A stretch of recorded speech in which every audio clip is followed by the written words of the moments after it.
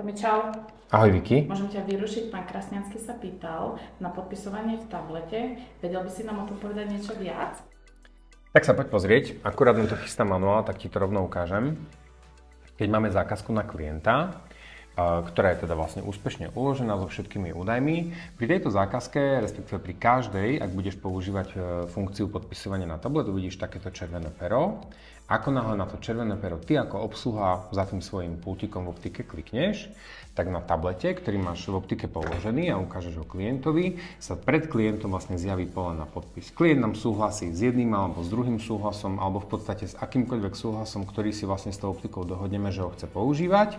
Klient nám to podpíše, dá to uložiť a v tom momente sa nám vlastne uloží tento podpis v takejto podobe. V prvom rade je to pero konečne zelené, že už to podpísané teda máme a máme pri klientovi všetky jeho GDPR súhlasy. Môžu to byť súhlasy nie len súvisiace s ochranou osobných údajov, ale aj súhlasy s ohľadom na obchodné podmienky optiky.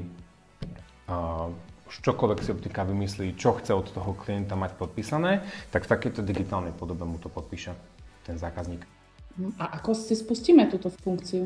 Stačí nám napísať na hotline, alebo tak ako pán Krasniansky na Facebooku alebo na Instagrame. Čaká ťa už iba to, že nebudú musieť tie optiky skladovať papiere, krabice papierov každý rok. Vedia poslať klientovi ten súhlas aj mailom.